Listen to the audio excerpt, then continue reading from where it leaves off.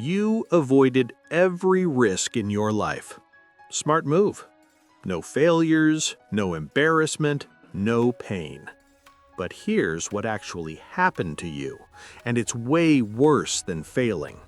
You had an idea, a business, a move to a new city, a conversation you were too scared to start. You didn't do it. Smart, right? You protected yourself. But something else happened that day, something you didn't notice. Your brain filed it away. We don't do that here. That's fine. One missed opportunity never killed anyone. Comfort level 10 out of 10. Would recommend. Okay, here's where it gets uncomfortable. That one no became a habit. You started recognizing the feeling, that tight thing in your chest right before a big decision, and you got really, really good at making it go away. Quit the idea, close the tab, go back to Netflix. Gone. Feels great, actually. Warning: ambition levels dropping.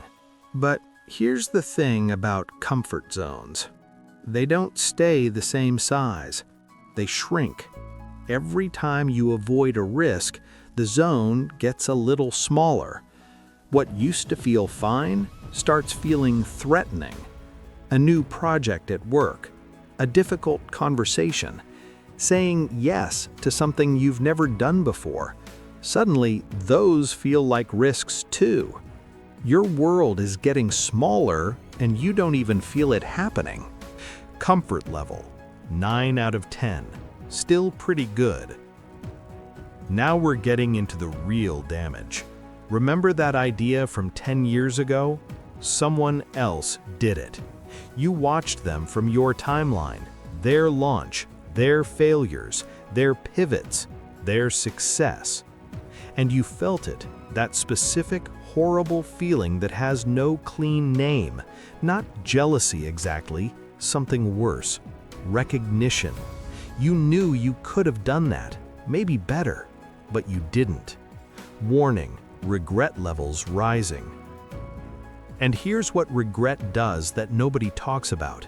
It doesn't just hurt, it calcifies. It turns into a story you tell yourself about who you are. I'm just not that kind of person. I'm not a risk taker. That stuff works for other people. Your identity is now built on avoiding discomfort. That's a dangerous place to live. Comfort level, 6 out of 10. Starting to notice something's off. All right, this is where it gets dark. Your risk muscle, and yes, it's a muscle, has completely atrophied.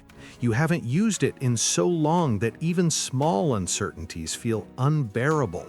A career change? Physically nauseating. Starting over? Absolutely not. Admitting you want something different? Too vulnerable. Warning: psychological flexibility at critical low. You're not unhappy exactly. You're something more unsettling. You're numb. The dreams didn't disappear. They just went quiet, stopped asking. Like a kid who kept getting told no and eventually stopped raising their hand. Studies on deathbed regrets show the same thing every time. People don't regret what they did. They regret what they didn't do. The business they didn't start, the person they didn't pursue, the life they didn't attempt. You're building that list right now, every single day. Comfort level, 3 out of 10. The comfort isn't even comfortable anymore. The thing nobody told you about risk. The pain of failing at something? Temporary. The pain of never trying? It compounds. Like debt. Every year it gets heavier. Avoiding risk doesn't actually keep you safe. It just trades one kind of pain for another.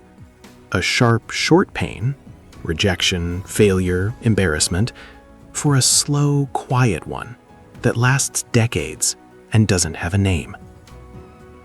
You didn't avoid suffering. You just chose the kind that sneaks up on you.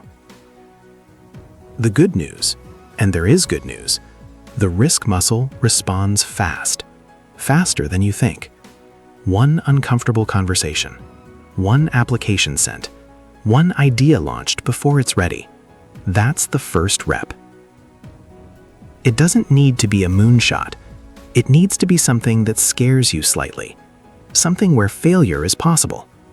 Because here's what happens when you take that first risk. Your brain gets a new file. We do that here now. And the zone expands. So what happens if you never take risks? Nothing dramatic. No explosion.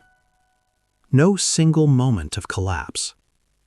Just a slow, steady narrowing of your world. Until one day you look up and realize you've been living in a very small room for a very long time. And the door was never locked. I give a risk-free life 1 out of 10. Go do the thing. You already know which thing.